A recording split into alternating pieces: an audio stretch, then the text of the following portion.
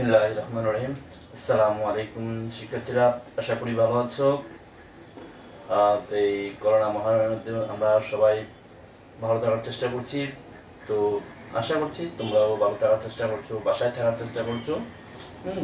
আর আমাদের এই যে সিএমপি স্কুল অ্যান্ড কলেজ কর্তৃক আয়োজিত অনলাইন ক্লাসগুলো নিয়মিত করে এই স্কুল বন্ধের সময়ও তোমরা তোমাদের পড়াশোনা বাসায় ঠিকঠাক মতো নিয়মিত চালিয়ে নিচ্ছ। আমরা সেটা তোমাদের কাছ থেকে খুব বেশি প্রত্যাশা করছি, যেহেতু স্কুল বন্ধ, আমরা ক্লাসে পাঠদান করতে পারছি না। তো শিক্ষার্থীরা, আমরা নিয়মিত আমাদের আয়োজন, এই যে উচ্চতর ক্লাস, আজকে আমাদের উচ্চতর ক্লাস, যদিও একটু লাইভ আসতে আমার একটু দেরি হয়ে গেছে সাময়িক অসুবিধার কারণে, আমি দুঃখিত।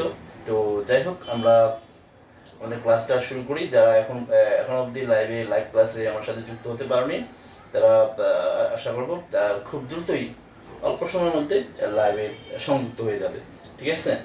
কারণ আমি একটা খুব গুরুত্বপূর্ণ একটা চ্যাপ্টার তোমাদের পড়াচ্ছি। তোমরা জানো, ভেক্টর, সমতলীয় ভেক্টর, অধ্যায় 12। এটা খুবই গুরুত্বপূর্ণ একটা অধ্যায়। বেশিরভাগ সময় এখান থেকে একটা সৃজনশীল প্রশ্ন এসে থাকে। আর সবচেয়ে বড় কথা হলো, এই অধ্যায়টা তোমাদের উপরে ক্লাসও আছে। এখানে যদি তোমরা মোটামুটি একটু ভালো বুঝো বা ভালো ধারণা নিতে পারো, তাহলে তোমাদের জন্য চ্যাপ্টারটা সহজ হয়ে যাবে। আর এটা একটা বিষয়, আর এই চ্যাপ্টারটা নিয়ে তোমাদের মনের মধ্যে অনেকেরই অহৈতুক ভীতি কাজ করে, কিন্তু আসলে চ্যাপ্টারটা একটু বোঝার চেষ্টা করলে বা একটু ভালোভাবে প্র্যাকটিস করলে আসলে এটা খুব বেশি কঠিন কোনো চ্যাপ্টার নয়, ঠিক আছে? তো শিক্ষার্থীরা, আমি কথা না বাড়িয়ে আমাদের আজকের পাঠের দিকে চলে যাই। যেটা বলতেই হয় সেটা হলো, গত ক্লাসে আমি অনেক গুরুত্বপূর্ণ একটা এই চ্যাপ্টারের একটা উদাহরণ আলোচনা করেছিলাম, যেটা প্রায় সময় অনেক ভারী পরীক্ষায় এসেছে।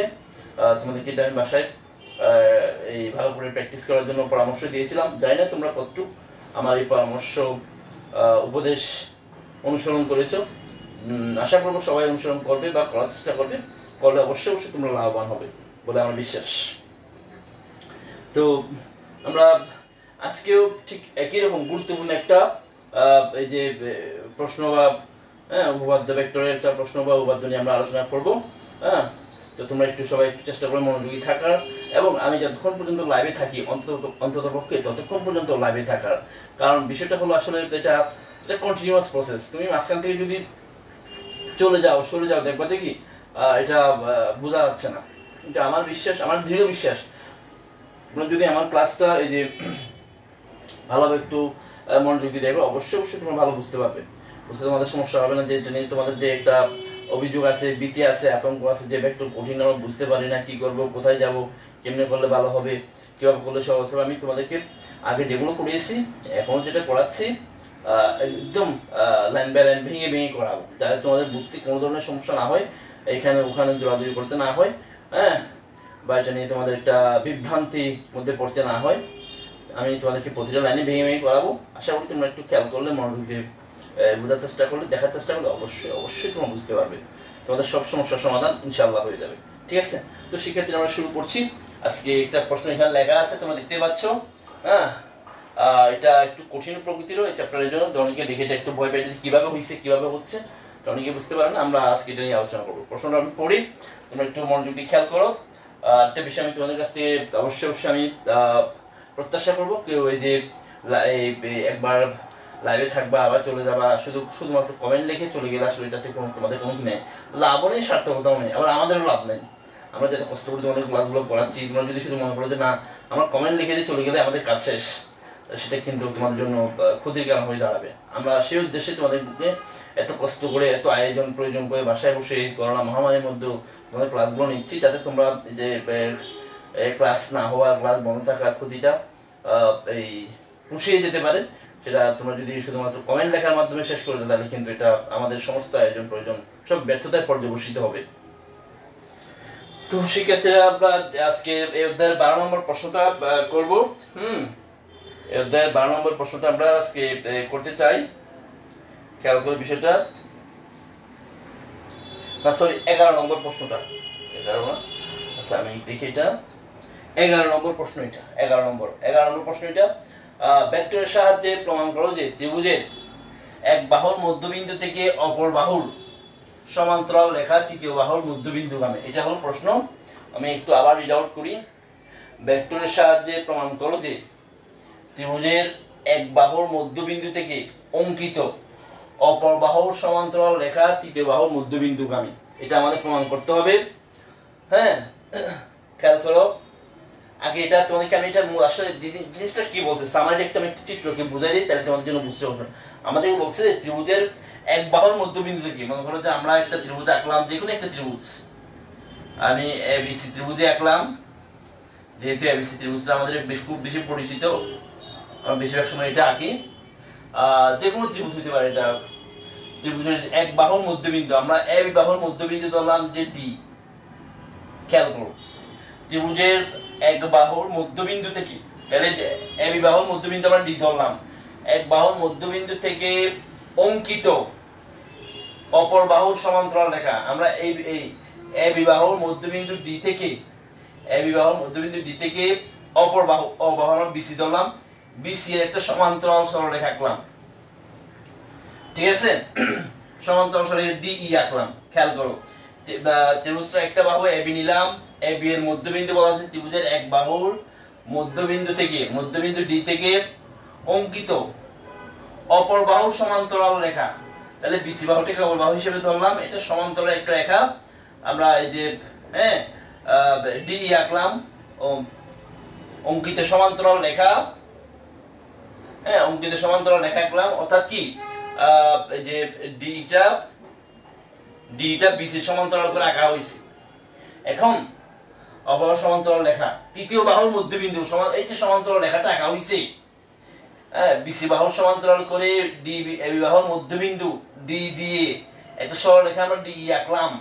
ঠিক আছে, এই যে সরলরেখাটা আঁকলাম, এই সরলরেখাটা আরেকটা বাহু তৃতীয় বাহুর মধ্যবিন্দুগামী, এই যে আরেকটা বাহু রয়ে গেছে এসি। ঠিক আছে, এই বাহু চলে গেল, এই বাহুর মধ্যবিন্দু থেকে আঁকলাম, এই বাহু সমান্তরাল করে আঁকলাম, তাহলে একটা বাহু এসি রয়ে গেছে। তাইলে আমাদের প্রমাণ করতে হবে যে এই যে সমান্তরাল রেখা যেটা আঁকা হয়েছে ইটা, সেটা এসি বাহুর এই যে মধ্যবিন্দু দিয়ে যায়, এসি বাহুর মধ্যবিন্দু দিয়ে যায়। অর্থাৎ এই যে ডি রেখার ই বিন্দুটা, এটা আমাদের প্রমাণ করতে হবে যে এসি এর মধ্যবিন্দু। আমাদেরকে এটা প্রমাণ করতে হবে। আমি একটু আবার বলি, খেয়াল করো, যারা খেয়াল করতে পারো নাই বা বুঝতে পারো নাই তাদের জন্য আবার বলি বিষয়টা একটু করে।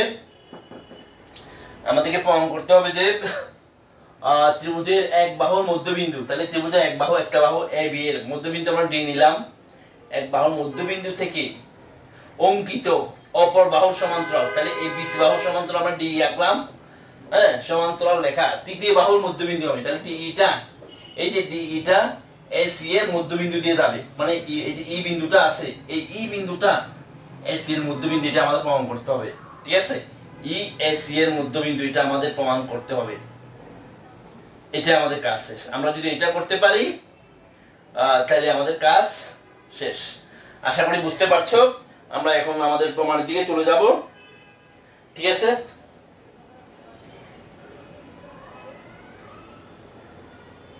প্রমাণের দিকে চলে যাওয়ার আগে একটা তত্ত্ব বা একটা জিনিস আমাদের বুঝে নিতে হবে। এর আগে একটু মনোযোগ দিয়ে খেয়াল করবা, খেয়াল করলে অবশ্যই তুমি বুঝতে পারবে একটা বিষয়। আমি মনে করো যে একটা সরলরেখা পি কিউ নিলাম। ঠিক আছে, এখানে একটা বিন্দু মনে করো যে আর, আমার নির্দিষ্ট সরলরেখাটা হলো পি কিউ। বিষয়টা সবাইকে খেয়াল করতে বলছি। আমার নির্দিষ্ট সরলরেখা হলো পি কিউ। এখন এই আর বিন্দু দিয়ে, আর বিন্দু নির্দিষ্ট এই বিন্দুটা দিয়ে নির্দিষ্ট সরলরেখা পি কিউর, একটা নির্দিষ্ট সরলরেখা পি কিউ নির্দিষ্ট বিন্দু আর দিয়ে, আমরা যদি এটা সমান্তরাল সরলরেখা আঁকি পি কিউ এর, তাহলে কয়টা আঁকা যাবে? ওটার নাম এম এন দিলাম। একটা সরলরেখা আঁকতে পারবো, একটা নির্দিষ্ট সরলরেখার সমান্তরাল করে আর একটা নির্দিষ্ট বিন্দু দিয়ে শুধুমাত্র একটা আঁকা যাবে, একটা সমান্তরাল সরলরেখা আঁকতে পারবো, একটা বেশি আঁকা কখনোই যাবে না। আমি আবার বলি থিওরিটা, তত্ত্বটা, এটা আমাদের জন্য খুব বেশি দরকার বা দরকারি। এটার জন্য একটা নির্দিষ্ট বিন্দু দিয়ে একটা নির্দিষ্ট সমান্তরাল সরলরেখার সমান্তরাল করে একটা সরলরেখা আঁকা সম্ভব। অর্থাৎ এই যে PQ সরলরেখার সমান্তরাল রেখা, একটা নির্দিষ্ট বিন্দু দিয়ে এরকম একটা আঁকা সম্ভব। আর এখানে আর কোনো এক সরলরেখা আঁকা সম্ভব নয়। আর বিন্দু দিয়ে, এই যে এই বিন্দুটা দিয়ে আর কোন সমান্তরাল সরলরেখা আমরা আঁকতে এটা সমান্তরাল আঁকতে পারবো না। ঠিক আছে, যদি আঁকি কোন সমান্তরাল, যেমন এটা এই পিকিউ সমান্তরাল হবে না, এদিকে আঁকলাম এগুলো পিকিউ সমান্তরাল হবে না, এই আঁকলাম এগুলো কি পিকিউ সমান্তরাল হবে না। একটা নির্দিষ্ট বিন্দু দিয়ে একটা নির্দিষ্ট সরলরেখার সমান্তরাল করে একটা সরলরেখা আঁকতে পারবো। ঠিক আছে, অর্থাৎ পিকিউ সরলরেখার সমান্তরাল করে আর বিন্দু দিয়ে একটা মাত্র আঁকা সম্ভব হয়েছে এমন, আর কোন সরলরেখা আঁকতে পারবো না যেটা পিকিউ সমান্তরাল হবে এই আর বিন্দু দিয়ে, নির্দিষ্ট বিন্দু দিয়ে। কিন্তু একটা বিন্দু দিয়ে একটা নির্দিষ্ট সরলরেখার সমান্তরাল করে একটাই সরলরেখা আঁকা সম্ভব। অর্থাৎ আর বিন্দু দিয়ে আমরা আর এমন একটা আঁকতে পারছি যেটা কি এমন একটা সরলরেখা আঁকতে পারছি যেটা পিকিউর সমান্তরাল। এরকম আর কোন রেখা আঁকতে পারবো না যেটা পিকিউর সমান্তরাল হবে। ঠিক আছে, এই বিষয়টা আমরা মনে রাখবো। তাহলে আমরা এটা বুঝে গেলাম বিষয়টা। এবার একটু আমরা প্রমাণটা শুরু করি। প্রমাণটা শুরু করার জন্য আমাদের চিত্র আঁকতে হবে। আমি চিত্র এখানে আঁকতেছি। মার্কারটা ভালো লেখা যাচ্ছে না, আরেকটা মার্কার দিয়ে লিখি।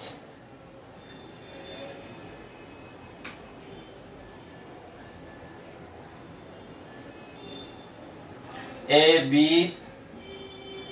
সি দিলাম, এই বাহু, এটা এ বি বাহুর মধ্যবিন্দু ডি দিলাম। ঠিক আছে, তারপরে এটা বিসি এর সমান্তরাল একটা রেখা আঁকি এখানে, এটাকে ই দিলাম। ঠিক আছে, এটাকে ই দিলাম। আচ্ছা, এটা একটু নিচে দিয়ে করে আঁকি আমাদের বোঝার সুবিধার্থে, কারণ এখানে একটু আঁকা একটু সমস্যা হবে, পরবর্তীতে সমস্যা হইতে পারে। এই জায়গায় ডি দিলাম, এখানে ই দিলাম। ঠিক আছে, এখানে যেহেতু এটা ভেক্টর রাশি, এখানে দিকগুলো আমার দিয়ে ফেলতে হবে।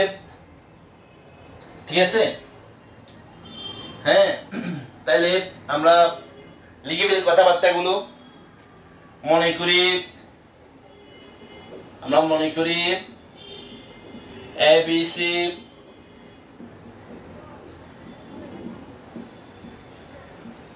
এবিসি ত্রিভুজের এ বিবাহুর মধ্যবিন্দু, এ বিবাহুর মধ্যবিন্দু আমরা ডি নিলাম। এ বিবাহুর মধ্যবিন্দু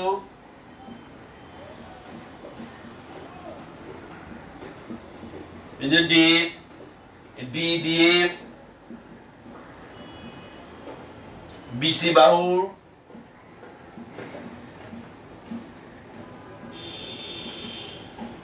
সমান্তরাল করে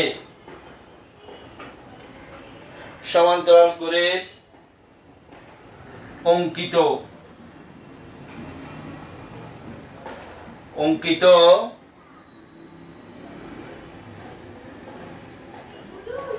ডিই রেখা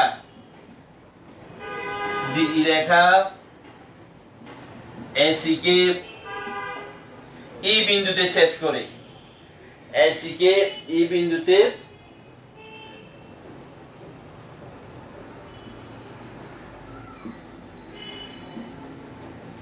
ছেদ করে। ঠিক আছে, আমরা যতটুকু লিখতে পেরেছি সেই বিষয়টা বর্ণনা এখানে দিয়ে দিলাম। এসি কে ই বিন্দুতে ছেদ করে আমাদের প্রমাণ করতে হবে যে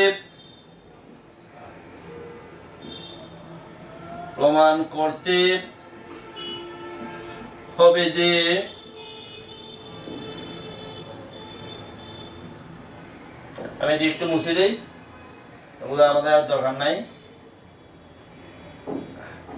আমরা প্রমাণ করব যে কি এই ইটা এসি বাহুর মধ্যবিন্দু, এসি বাহুর মধ্যবিন্দু।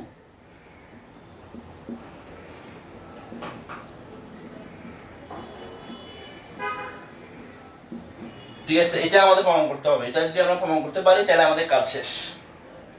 তাহলে আমাদের বিষয়টা কি, এ বাহুর মধ্যবিন্দু হলো ডি। আমরা ডি বিন্দু দিয়ে বিসি বাহুর সমান্তরাল করে একটা রেখাংশ ডি আঁকলাম। তাহলে আমাদের প্রমাণ করতে হবে যে ডি রেখাংশটা বা ডি রেখাটা এসি এর মধ্যবিন্দু দিয়ে যায়। অর্থাৎ ই বিন্দুটা যেহেতু ডি রেখাংশটা এসি এর ই বিন্দু দিয়ে গেছে, তাহলে ই বিন্দুটা এসি বাহুর মধ্যবিন্দু, সেটা আমাদের প্রমাণ করতে হবে। ঠিক আছে, তাহলে আমরা প্রমাণটা শুরু করি।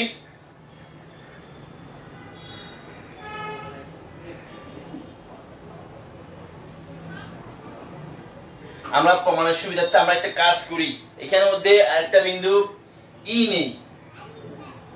আমরা তো প্রমাণ করব যে ই বিন্দুটা কি, আমরা প্রমাণ করব যে ই বিন্দুটা এসি এর মধ্যবিন্দু। এখন তো আসলে আমরা জানি না আসলে ই বিন্দুটা মধ্যবিন্দু কিনা। আমরা এক কাজ করি, এখানে একটা বিন্দু এফ নেই, এফ আমরা এটা যোগ করি। হ্যাঁ, এফ নিলাম, এফ একটা বিন্দু নিলাম, এফ একটা বিন্দু নিলাম আমরা। ঠিক আছে, এফ একটা বিন্দু নিলাম। আমরা মনে করি যে এফ বিন্দুটা কি এসি এর মধ্যবিন্দু, আমরা মনে করি আর কি, আমরা মনে করি নি প্রমাণ মনে করি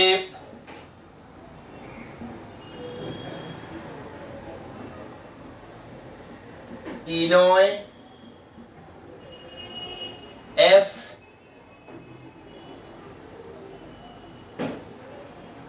এফ ই নয় এফ ই এসি এর, এভাবে লিখবো ল্যাঙ্গুয়েজটা। আচ্ছা, আমরা এভাবে নয়, একটু ল্যাঙ্গুয়েজটা চেঞ্জ করে লিখি। ই নয় বরং ই এসি এর, এফ এসি এর মধ্যবিন্দু।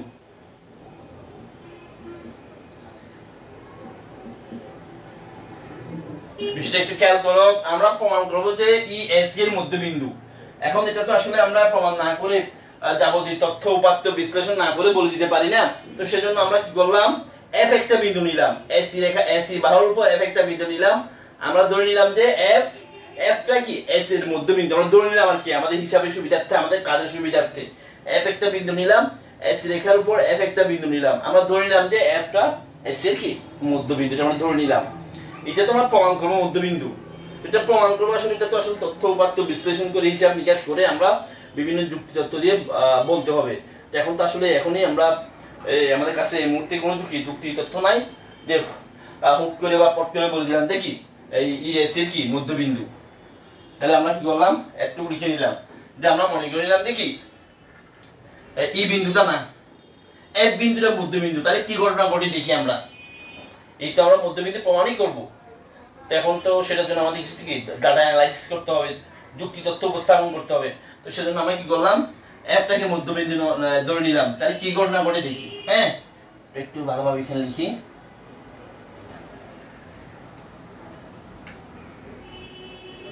এফ, তাহলে এখন আমরা ত্রিভুজ এ বি সি এর মধ্যে ভেক্টর যুগের ত্রিভুজ বিধি প্রয়োগ করব। ঠিক আছে, হ্যাঁ এটা প্রয়োগ করব। তারপর ত্রিভুজ এডিএফ এর উপর কি ভেক্টর যুগের ত্রিভুজ বিধি প্রয়োগ করব। তার আগে আমরা কয়েকটা বিষয় এখানে একটু ক্লিয়ার করে নিই। যেহেতু ডি বিন্দুটা কি মধ্যবিন্দু, তাহলে আমরা এখানে লিখতে পারি যে AD vector equal to half of AB vector.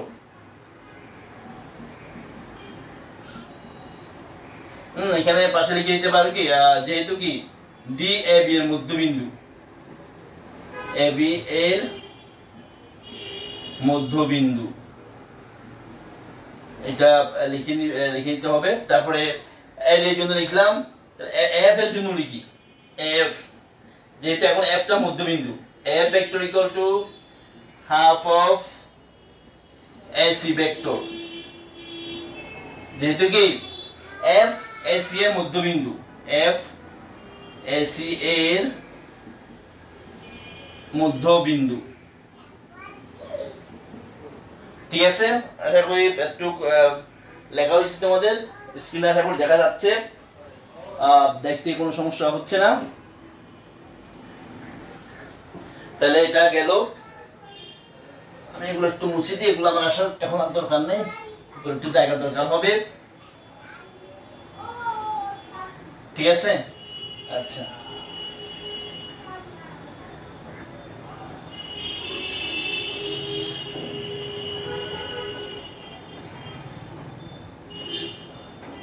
তাহলে এটা গেল এ vector equal to half of A vector পেলাম আমরা, এ ভেক্টর সমান হাফ অফ এসি ভেক্টর। এখন ত্রিভুজ এ বি সি এর মধ্যে আমরা ভেক্টর যুগে ত্রিভুজ বিধি প্রয়োগ করি। ত্রিভুজ A B C A vector যুগের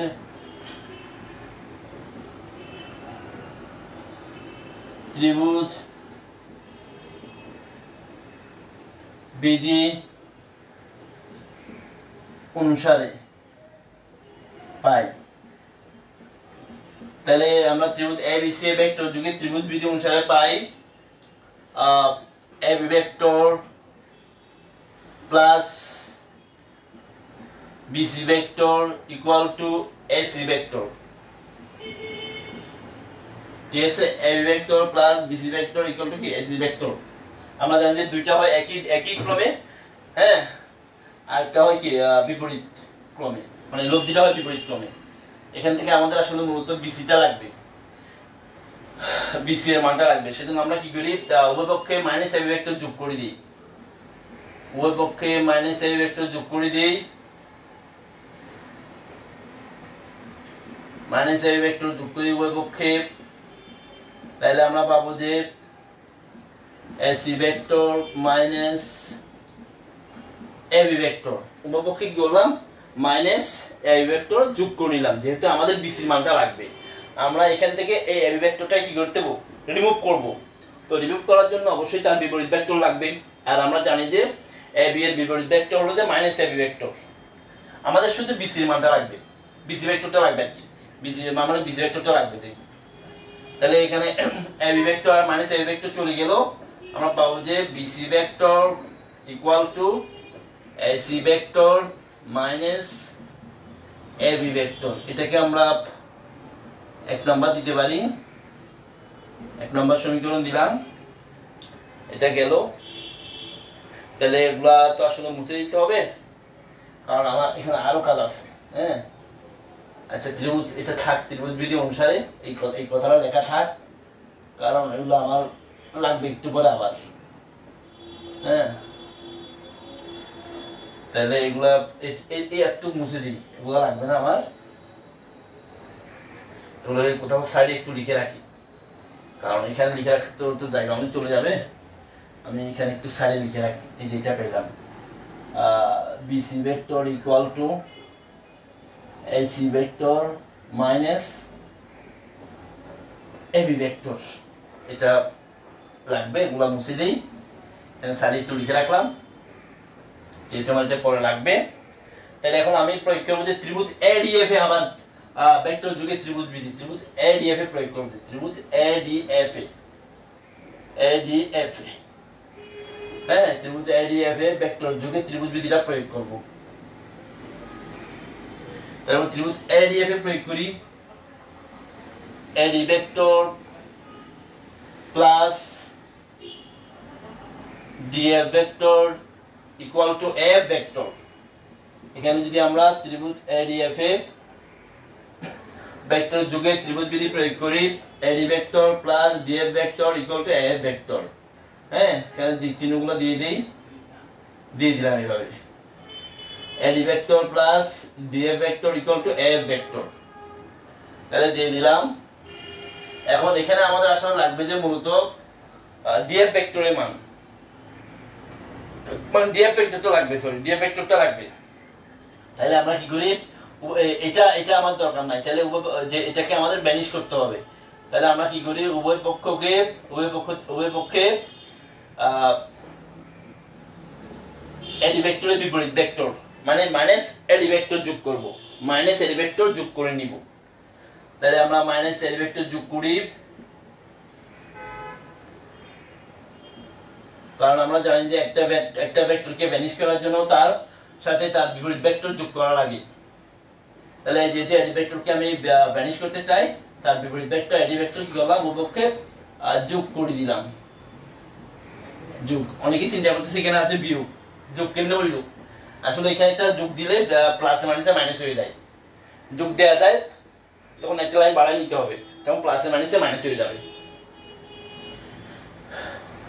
তাহলে এটা এডি ভেক্টর কাটাকাটি চলে গেল, আমরা পেলাম যে DF vector equal two F vector minus এডি ভেক্টর, এটা পেলাম। ঠিক আছে, এখন দেখো এফ ভেক্টরের যে এটা বাই করে রাখছি, এফ ভেক্টর সমান এটা, এডি ভেক্টর সমান এটা বাই করে রাখছি। আমরা এখন এগুলো বসাই দিব, এখানে রিপ্লেস করে দিব মানগুলো। হ্যাঁ, এফ ভেক্টর সমান হলো যে half of AC vector, F vector সমান হাফ অফ এসি ভেক্টর, এটা বসাই দিই। F vector equal to half of AC vector. ঠিক আছে, তারপরে এডি ভেক্টর সমান হাফ অফ এই ভেক্টর, যেটা এডি ভেক্টর সমান হাফ অফ এই ভেক্টর, তাহলে এডি ভেক্টর সমান হাফ অফ এবি ভেক্টর। ঠিক আছে, একটু বসানো হয়ে গেল।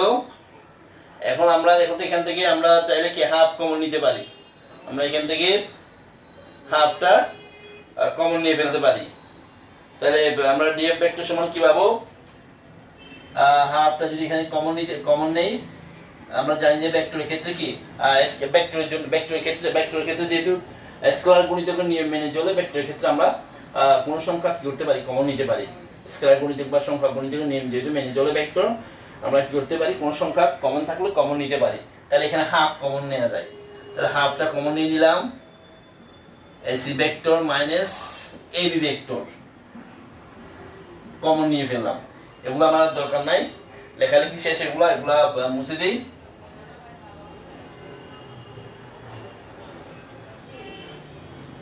ঠিক আছে, তাহলে মুছামুছি শেষ হয়ে গেল এগুলা। এখন দেখো AC vector minus AB vector একটা, এই যে এটা বের করে রাখছিলাম, AC vector minus AB vector সমান বিসি ভেক্টর, এটা আমরা আগে বের করে রাখছিলাম।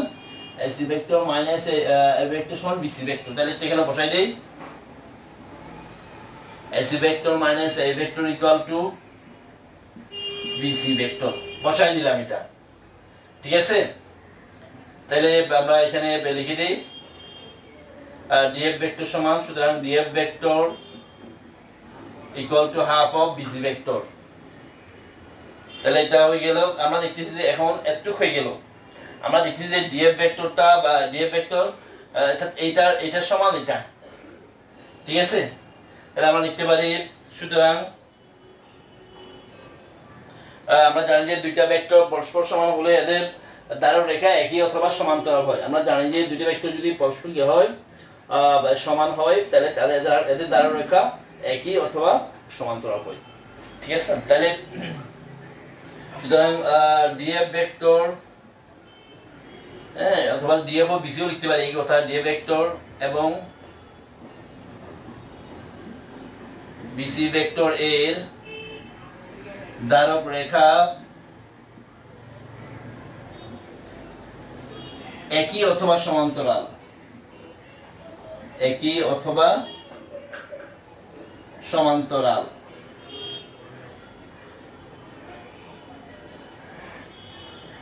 একই অথবা সমান্তরাল, এটা আমরা জানি।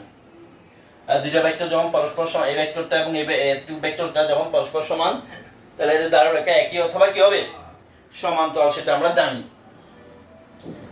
কিন্তু আমরা চিত্র থেকে দেখি যে ডিএফ এবং বিসি এর দ্বারা রেখা একই নয়। দেখো বিসি এই জায়গায় আর ডিএফ ওই জায়গায়, দুইটা দুই জায়গায়, বিসি হলো এখানে, ডিএফ হলো এখানে। তাহলে আমরা এই কথাটা লিখে দিই, লিখি চিত্র হতে পাই ডিএফ এবং বিসি এর দ্বারা রেখা একই নয়। তাহলে আমরা লিখি চিত্র থেকে, চিত্র হতে পাই বা চিত্র হতে দেখা যায়, চিত্র হতে দেখা যায় ডিএফ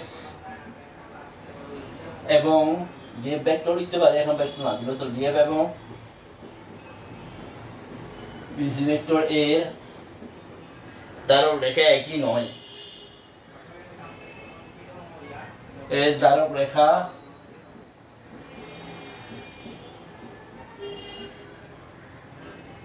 একই নয়।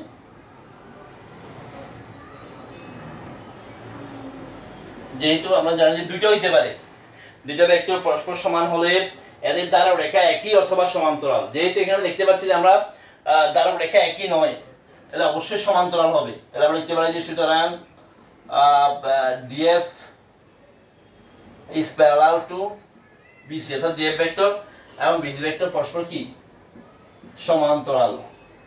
ঠিক আছে, এটা একটা সিদ্ধান্ত পেলাম। হ্যাঁ, খেলাম ভেক্টর চিহ্ন না দিলেও চলে, যেহেতু এতক্ষণ ভেক্টর নিয়ে কথা বলছি, এখানে ভেক্টর এটা ভেক্টরই বোঝাচ্ছে। কিন্তু আমাদেরকে বলা আছে যে কিন্তু দেয়া আছে, অনেকে বলা আছে যে কি ডি সমান্তরাল বিসি, ডি সমান্তরাল বিসি। দেখো ডিএফ রেখা এবং বিসি রেখা উভয়ই, দেখো এই যে আমরা ক্যালকুলেশন করে ডাটা অ্যানালাইসিস করে পেলাম যে ডিএফ সমান্তরাল বিসি। আবার আমাদের প্রশ্নে দেয়া আছে যে বলা হয়েছে কি ডি সমান্তরাল কি বিসি। ঠিক আছে, তাহলে আমরা বলতে পারি যে ডিএফ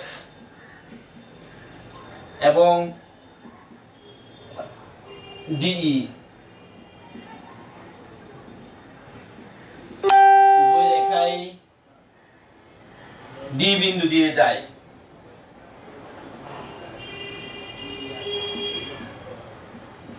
ডি বিন্দু দিয়ে যায়।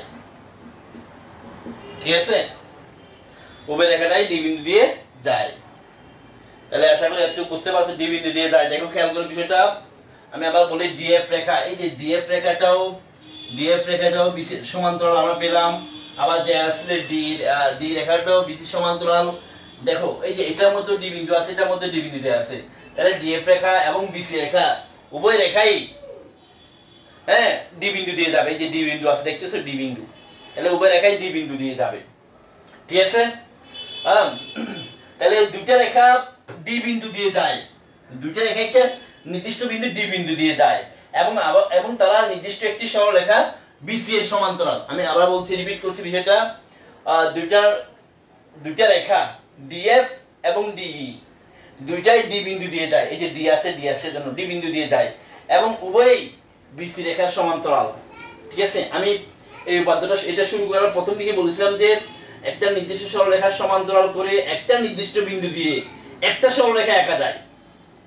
ঠিক আছে, একটা নির্দিষ্ট বিন্দু দিয়ে একটা নির্দিষ্ট সরলরেখার সমান্তরাল করে শুধুমাত্র একটা সরলরেখা আঁকা যায়। তাইলে আমরা বলতে পারি যে ডিএফ এবং ডিই যে দুইটা রেখা কথা বলা হচ্ছে তারা ডি বিন্দু দিয়ে যায়। তারা আসলে কি রেখা মূলত একটা রেখা হতে হবে। ঠিক আছে, তাহলে আমরা বলতে পারি যে সুতরাং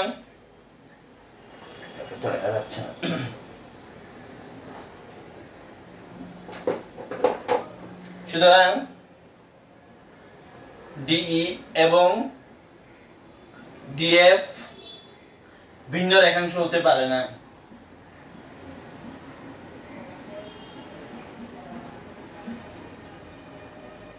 হতে পারে না। ঠিক আছে, কারণ যেহেতু কি একটু আগে বলেছি যে একটা নির্দিষ্ট সরলরেখার সমান্তরাল করে একটা নির্দিষ্ট বিন্দু দিয়ে শুধুমাত্র আমরা একটা রেখায় আঁকতে পারি। হ্যাঁ, ভিন্ন রেখাংশ হতে পারে। সুতরাং ডিই এবং ডিএফ রেখা সমাপতিত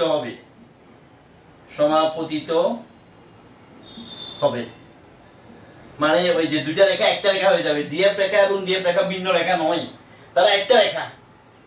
ঠিক আছে, তারা একটা রেখা। তো ডিএফ রেখা এবং ডি রেখা যেহেতু সমাপতিত, মানে একটা রেখা হয়ে যাবে, একটা হবে একটা, এটা এটার উপর এসে পড়বে। তাহলে একটা রেখা যেহেতু হবে, তাহলে ই বিন্দু অবশ্যই কি ই বিন্দু। সুতরাং ই বিন্দু এবং এফ বিন্দু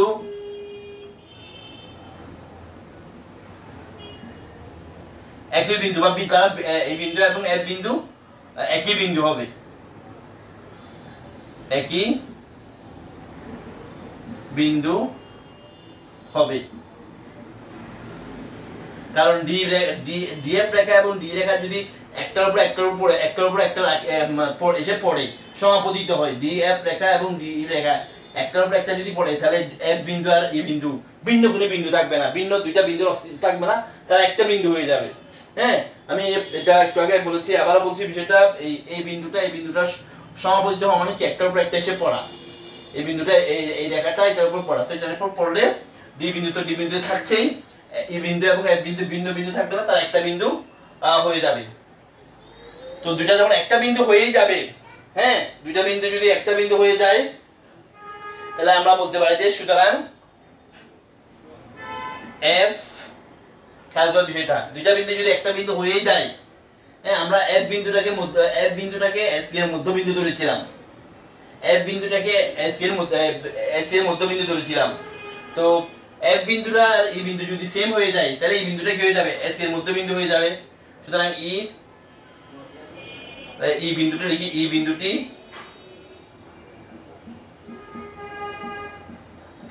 এস এর মধ্যবিন্দু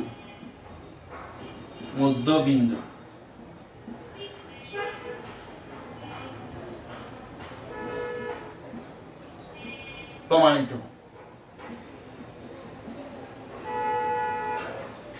আশা করি দেখা যাচ্ছে লেখা, একটু বড় নিচের দিকে চলে আসছে।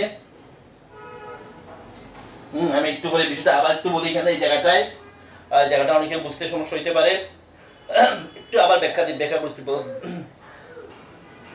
ডিএফ সমান্তরাল বিসি এটা আমরা পেয়েছি, হ্যাঁ আবার কিন্তু দেয়া আছে ডি সমান্তরাল বিসি, এটা দেয়া ছিল প্রশ্নে, আমরা যখন মনে করি যে বিশেষ নির্বাচনটা লিখেছিলাম ওখানের মধ্যেই আমরা প্রশ্ন অনুযায়ী লিখেছিলাম যে কি ডি সমান্তরাল বিসি। তো দেখো একটা বিসি এর সমান্তরাল দুইটা রেখাংশ পাওয়া গেছে এক বিন্দুগামী, ডি বিন্দু দিয়ে যায় ডিএফ রেখা এবং ডি বিন্দু দিয়ে যায় এফ রেখা, এই ডি বিন্দু দিয়ে ডি রেখা, ডি বিন্দু দিয়ে যায় ডিএফ রেখা, বিসি এর সমান্তরাল, ডি বিন্দু দিয়ে যায় ডি রেখা, সেটাও বিসি এর সমান্তরাল, ঠিক আছে। তো এটা আমরা দেখলাম যে যেহেতু এরা উভয় ডি বিন্দু দিয়ে যায়, কিন্তু আমরা জানি যে একটা নির্দিষ্ট বিন্দু দিয়ে একটা নির্দিষ্ট সরলরেখার সমান্তরাল করে শুধুমাত্র একটা সরলরেখা আঁকা সম্ভব, একটা নির্দিষ্ট সরলরেখার সমান্তরাল করে একটা নির্দিষ্ট বিন্দু দিয়ে, হ্যাঁ একটা নির্দিষ্ট সরলরেখার সমান্তরাল করে একটা রেখা আঁকা সম্ভব। তাহলে এখানে বলছি সুতরাং ডি এবং ডিএফ রেখা ভিন্ন রেখাংশ হতে পারে না, কারণ তারা যদি একটা নির্দিষ্ট সরলরেখা বিসি এর সমান্তরাল হয়, ডি রেখা এবং ডিএফ রেখা অবশ্যই একটা রেখা হতে হবে, দুইটা রেখা হইতে পারে না। একটা নির্দিষ্ট সরলরেখার সমান্তরাল একটা নির্দিষ্ট বিন্দু দিয়ে দুইটা রেখা কখনোই হতে পারে না, শুধুমাত্র একটা রেখাই আঁকা সম্ভব। তাহলে ডি রেখা এবং ডিএফ রেখা ভিন্ন রেখাংশ হবে না, তারা একটা রেখাংশ হবে, তারা অবশ্যই কি একটা রেখাংশ হবে।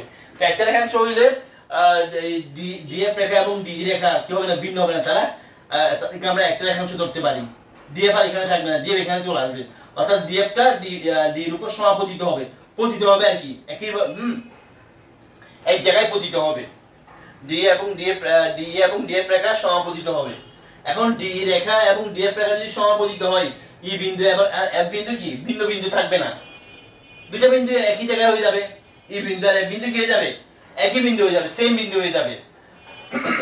এখন এক বিন্দু যদি হয়েই যায়, আমরা ধরে নিয়েছিলাম যে এফ বিন্দুটা মধ্যবিন্দু, তাহলে অবশ্যই ই আর এফ যদি যেহেতু একই বিন্দু হয়ে যাচ্ছে, তাহলে এই বিন্দুটা অবশ্যই কি হবে, এসি এর মধ্যবিন্দু হয়ে যাবে। ঠিক আছে, আশা করি বুঝতে পারতেছো শিক্ষার্থীরা। আমরা আজকে এ পর্যায়ে ক্লাসের দিকে চলে আসছি। এটা তোমরা এই খুবই গুরুত্বপূর্ণ একটা প্রমাণ বা প্রবলেম, গাণিতিক প্রবলেম, বাসায় তোমরা আরো কয়েকবার প্র্যাকটিস করলে বুঝে ভালো করে প্র্যাকটিস করলে তোমাদের এটা আয়ত্ত চলে আসবে। তারপর যদি কোথাও না বুঝো ভিডিওটা আর কয়েকবার রিভিউ করে দেখবা, দেখলে আশা করি বুঝতে পারবা, কোনো সমস্যা হবে না। তারপরে কোথাও না বুঝলে আমাদের কমেন্ট বক্সে জানাই দিবা যে কোথাও বুঝো না, আমি এটা তোমাদেরকে পরবর্তী ক্লাসে বা ব্যাখ্যা দেওয়ার চেষ্টা করব, কমেন্ট বক্সে আপনারা পরবর্তী ক্লাসে ব্যাখ্যা দেওয়ার চেষ্টা করব। এটা কিন্তু অবশ্যই তোমরা বাসায় কয়েকবার দেখে প্র্যাকটিস করে ফেলবা, কয়েকবার প্র্যাকটিস করে ফেলবা, ঠিক আছে। হ্যাঁ, আর কোথাও না বুঝলে ভিডিওটা আবার একটু কয়েকবার রিভিউ করে দেখবা, আশা করি সবাই ইনশাআল্লাহ বুঝতে পারবা, ঠিক আছে। তো শিক্ষার্থীরা আজকে এখানে সমাপ্তি। তো আমরা আগামী ক্লাসে পরবর্তী কোনো চ্যাপ্টার বা পরবর্তী কোনো প্রবলেম নিয়ে আলোচনা করবো। তো সে পর্যন্ত সবাই ভালো থাকবা, সুস্থ থাকবা, সুন্দর থাকবা। আল্লাহ হাফেজ।